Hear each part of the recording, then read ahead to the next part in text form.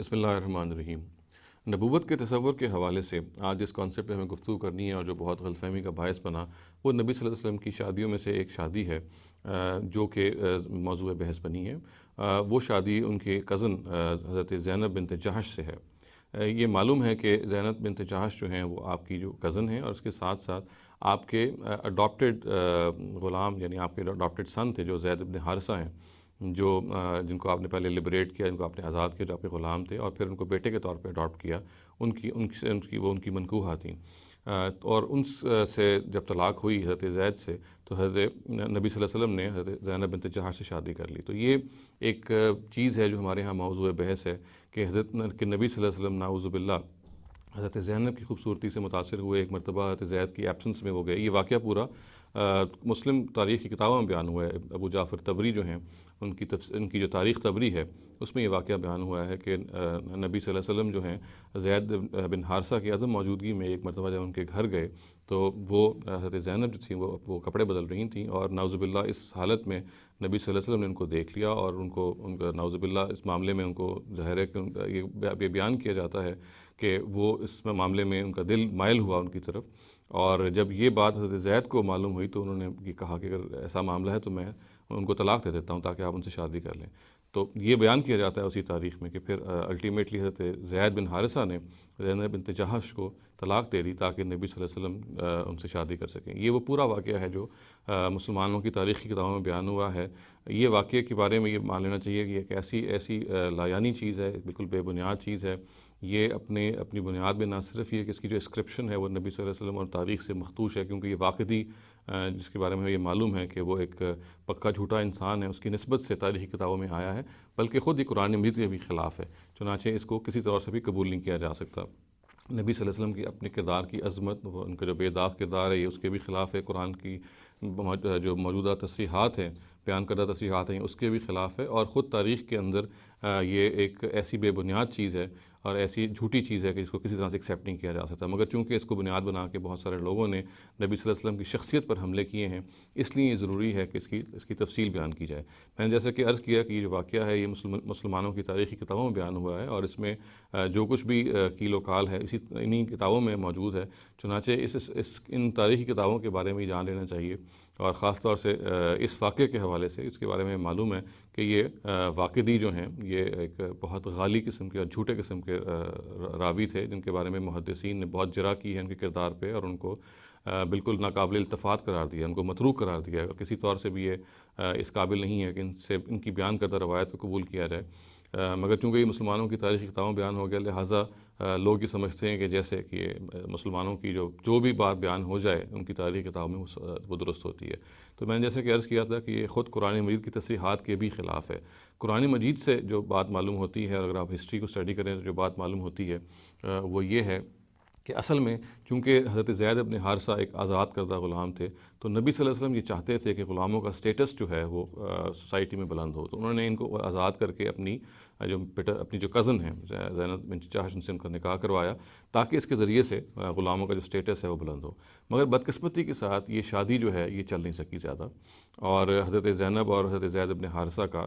کوئی نبھا نہیں ہوا، اور اس کی جو وجہ ہے بالکل ایک نیچرل سی وجہ ہے کہ آپس میں دونوں کے جو مزاج نہیں ملتے تھے۔ حضرت زینب جو تھیں وہ ان کے مزاج میں کسی قدر تمکنت تھی، اور حضرت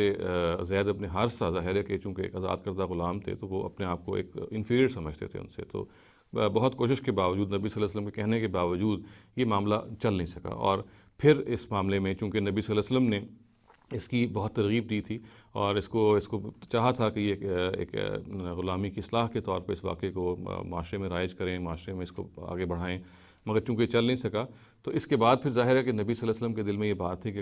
اگر یہ واقعہ ایسا ہو جاتا ہے کہ طلاق دینی پڑ جاتی ہے، تو چونکہ انہوں نے ہی حضرت زینب کو اس بارے میں ابھارا تھا کہ وہ یہ معاملہ کریں، تو نبی صلی اللہ علیہ وسلم کی قدرتاً دل میں یہ بات پیدا ہوئی کہ اگر یہ معاملہ ایسا ہوتا ہے اور طلاق کی نوبت آتی ہے تو پھر شاید ان کو خود ہی شادی کرنی پڑے تاکہ ان کی دلداری کر سکیں حضرت زینب کی۔ اور پھر خود قرآن مجید نے یہ بھی بتایا ہے کہ اس میں جو دوسرا پہلو تھا جس میں جو شادی کا باعث بنا وہ یہ تھا کہ منہ بولے بیٹے کی جو منکوحہ ہے، اس کی جو بیوی ہے، وہ عربوں کے ہاں بالکل سگے بیٹے ہی کی منکوحہ کے یا بہو کی جگہ پہ سمجھی جاتی تھی، اور یہ وہ رسم تھی جو عربوں میں یہاں رائج تھی، اور اس رسم کی بھی اصلاح کرنا ضروری تھی۔ یعنی منہ بولا بیٹے کی جو بیوی ہے اس کی وہ ہرگز حیثیت نہیں ہے کہ جو حقیقی بیٹے کی بیوی کی ہو سکتی ہے، مگر عربوں کے ہاں منہ بولے بیٹے کی وہی حیثیت بن چکی تھی، لہٰذا منہ بولے بیٹے کی بیوی سے وہاں پہ شادی ممنوع تھی۔ اس رسم کو بھی چونکہ ختم کرنا تھا، یہ بھی ایک ایسی کبھی چیز تھی جو صحیح دینی اصولوں کے بالکل خلاف تھی۔ تو نبی صلی اللہ علیہ وسلم نے ان دونوں پہلوؤں سے، یعنی ایک تو یہ پہلو تھا کہ ان کو یہ ضروری تھا کہ حضرت زید اگر کسی وجہ سے طلاق دیتے ہیں، اور جو وجہ ہے بالکل واضح ہے کہ وہ ان کی جو شادی کا نباہ اس طرح سے اگر نہیں ہو رہا، تو پھر چونکہ یہ شادی کو نبی صلی اللہ علیہ وسلم کی ایما پہ ہوئی تھی، ان کی ایک لحاظ سے ابھارنے پہ ہوئی تھی حضرت زینب کو، تو اگر کوئی واحد شکل رہ جاتی حضرت زینب کی دلداری کی تو وہ یہی ہوتی کہ پھر نبی صلی اللہ علیہ وسلم خود یہ شادی کرتے ان سے اور بعد میں۔ اور اس کے ساتھ ساتھ خود قرآن مجید نے یہ کہا کہ اس شادی کی یہ وجہ دوسری یہ بھی تھی کہ منہ بولے بیٹے کی جو منکوحہ ہے اس کی جو بیوی ہے، اس سے چونکہ شادی ممنوع تھی اور یہ شادی کی ممنوع ہونے کو غلط ختم کرنا تھا، تو اس کو پھر اللہ تعالیٰ نے نبی صلی اللہ علیہ وسلم کے ذریعے سے ختم کروایا۔ یہ پورا واقعہ ہے جو قرآن مجید میں اشارات میں بیان بھی ہوا ہے اور تفصیلات سے بھی بیان ہوا ہے۔ اس میں یہ بات کہ کوئی نبی صلی اللہ علیہ وسلم کا میلان ہو گیا تھا، یا ان کی خوبصورتی سے متاثر ہو گئے تھے، یا ان کو ایک خاص حالت میں دیکھ لیا تھا، جو ہماری تاریخی کتابوں میں بہت ہی بدنما طریقے سے، بدترین طریقے سے بیان ہوا ہے، اس کی سرے سے کوئی حقیقت نہیں ہے۔ قرآن مجید میں یہ جہاں پہ یہ واقعہ آیا ہے وہاں پہ تفصیل سے یہ بات معلوم ہو جاتی ہے کہ حضرت زید جو ہیں ان کا معاملہ جو تھا وہ بالکل ایک نیچرل طریقے سے ہوا، اور اس میں وہ نیچرل طریقے سے نبھا نہیں ہو سکا۔ اس میں نبی صلی اللہ علیہ وسلم کا جو ایما ہے وہ ہرگز اس مفہوم میں نہیں تھا کہ وہ ان کو طلاق دیں۔ ان کا ایما اگر تھا تو صرف اور صرف اس جگہ پہ تھا کہ وہ غلامی کی اصلاح کرنا چاہتے تھے، وہ غلاموں کا سٹیٹس بلند کرنا چاہتے تھے، اور پھر اللہ تعالیٰ کا منشا یہ بھی تھا کہ اگر یہ شادی ہوتی ہے تو اس کے ذریعے سے اس رسم کی بھی اصلاح ہو جائے کہ منہ بولے بیٹی کی جو بیوی ہے وہ بھی ممنوع قرار دی جاتی تھی باپ پہ۔ تو یہ چیز تھی جو پورے قرآن مجید میں بیان ہوئی ہے۔ اس میں جو واقعہ تبری کی تاریخ میں بیان ہوا ہے، جیسا کہ میں نے عرض کیا، وہ اپنی استناد میں بالکل مجروح ہے، اس کی کوئی حیثیت نہیں ہے، واقعی ایک بالکل مجروح راوی ہیں، ایک چھوٹے لپاٹی آدمی ہیں، وہ ایک متروک آدمی ہیں، محدثین نے ان پہ جرح کی ہے، ان کی بنیاد پر اس طرح کی کوئی بات کو قبول نہیں کیا جا سکتا۔ اور میں نے عرض کیا کہ خود قرآن مجید کی روشنی میں یہ جو بات سامنے آتی ہے وہ یہ ہے کہ اللہ تعالیٰ جو ہیں ان کے سامنے یہ اسکیم تھی پوری جو ان کے پیش نظر تھی، جس کے تحت پھر اللہ تعالیٰ یہ کہتے ہیں کہ انہوں نے، یعنی جو الفاظ آتے ہیں کہ اللہ تعالیٰ کہتے ہیں کہ وَزَوَّجْنَاكَ، یعنی ہم نے آپ کو اس سے بیاہ دیا، گویا کہ یہ نکاح ہے اس کا آسمان پہ پڑا گیا، خود اللہ تعالیٰ نے اس نکاح کو ایک لحاظ سے انیشیٹ کیا، اور اللہ تعالیٰ نے منہ بولے بیٹے کی اس رسم کی اصلاح کے لیے یہ معاملہ کیا۔ اس میں کوئی دخل خود نبی صلی اللہ علیہ وسلم کی اپنی خواہش کا نہیں تھا، بلکہ نبی صلی اللہ علیہ وسلم تو اس میں یہ چاہتے تھے کہ یہ نبھے، یہ شادی نبھے، اور وہ دل میں ان کو یہ خوف تھا کہ اگر یہ نہیں نبھے گی تو پھر ان کو اس معاملے کی دلداری کے لیے، اس معاملے سے اس صورتحال کو ریکٹیفائی کرنے کے لیے پھر کہیں شادی نہ کرنی پڑ جائے۔ اس معاملے میں وہ بہت زیادہ پریشان بھی تھے کہ یہ کام ایسا نہ ہو، مگر چونکہ اللہ تعالیٰ کے سامنے یہ مصلحت تھی لہٰذا یہ کام کیا گیا۔ اور یہ اس پورے تناظر میں اگر دیکھا جائے تو حضرت زینب بنت جحش کی جو شادی ہے یہ اللہ تعالیٰ کے اصل میں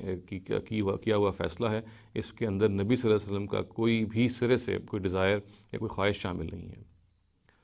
اقول قولی ھذا واستغفر اللہ لی ولکم ولسائر المسلمین والمسلمات۔